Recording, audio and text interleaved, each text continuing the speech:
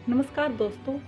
आज मैं आप सभी के सामने मेरे द्वारा लिखी गई एक कविता सुनाने जा रही हूँ। उम्मीद करती हूँ कि आपको मेरी कविता ज़रूर पसंद आएगी। मेरी कविता का शीर्षक है वीर सैनिक की मनोव्यथा।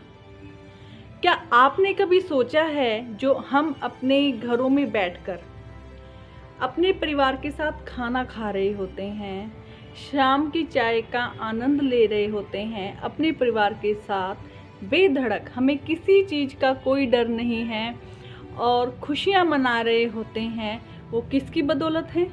क्या आपने कभी इस पर विचार किया है?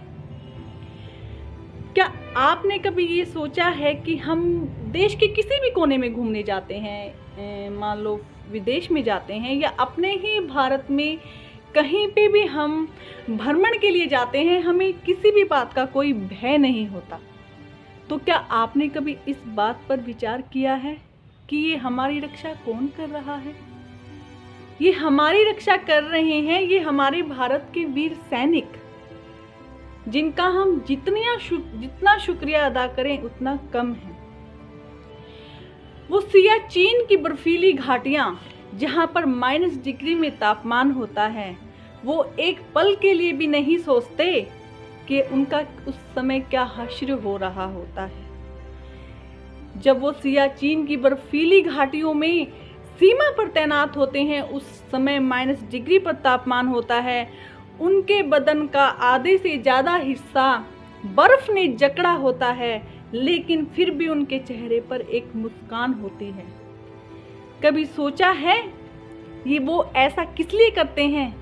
पैसे के लिए नहीं, आय के लिए नहीं, रुतबे के लिए नहीं। वो ऐसा करते हैं अपनी भारत माँ की रक्षा के लिए।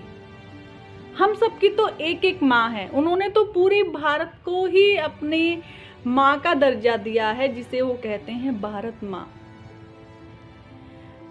भारत माँ को अपने आगे शीश झुका के, भारत माँ के आगे शीश झुका के वहाँ पर वो लोग अपने दिल में सच्ची देशभक्ति की भावना रख के अपने देशभक्ति के लिए हमेशा सेवा के लिए तत्पर रहते हैं।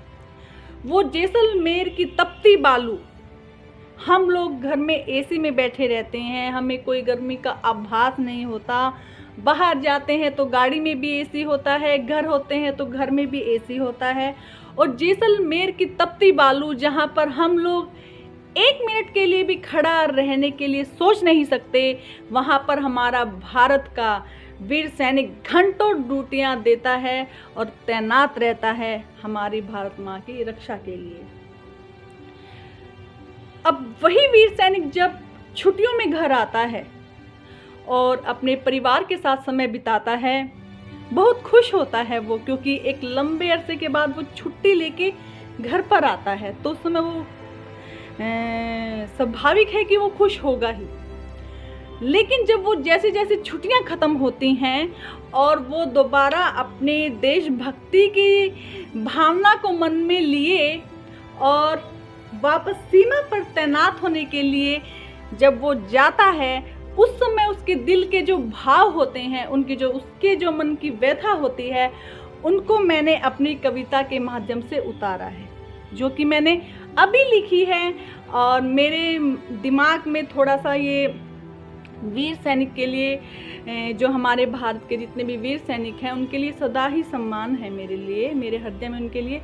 तो मैंने सोचा क्यों ना आज एक कविता लिख ली जाए। जब वो वीर सैनिक अपना घर छोड़कर दोबारा सरहद पर जाता है, तो उसके मन की क्या व्यथा होती है, उसके मन में क्या विचार आते हैं हमारे वो भारत का वीर सैनिक। तो मेरी कविता का शीर्षक है वीर सैनिक एक मनोव्यथा। अभी मैं आपके सामने ये कविता सुनाने जा रही हूँ। उम्मीद करती हूँ कि आपको पसंद आएगी। जल्द ही आऊँगा मैं माँ, जल्द ही आऊँगा मैं माँ, यह कह कर जा रहा हूँ। जल्द ही आऊँगा माँ, मैं यह कह कर जा रहा हूँ। क्या घर वापस लौट आऊँगा मैं? क्या घर वापस लौट पाऊँगा माँ, मैं मन ही मन सोचता जा रहा हूँ। उन बूढ़े हाथों का आशीर्वाद समेटकर, उन बूढ़े हाथों का आशीर्वाद समेटकर, महकते गजरे की खुशबू को छोड़कर, महकते गजरे की खुशबू को छोड़कर, नन्ही सी चिड़िया को, नन्ही सी चिड़िया, यहाँ पर जिक्र हुआ है उसकी छोटी सी बच्ची, नन्ही सी चिड़िया को चहकता छोड़कर चले जा रहा हूँ, चले जा रहा हूँ, भारत माँ की रक्षा हेतु कफन ओढ़कर चले जा रहा हूँ, चले जा रहा हूँ। मुझे नहीं पता, मुझे नहीं पता क्या वापस लौट भी पाऊंगा, माँ के आंचल की खुशबू से क्या लिपट भी पाऊंगा।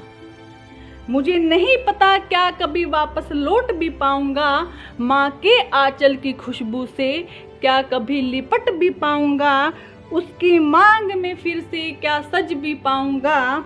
राह तकती उन नन्ही आँखों को, राह तकती उन नन्ही आँखों को क्या कभी नया खिलौना दिला भी पाऊंगा।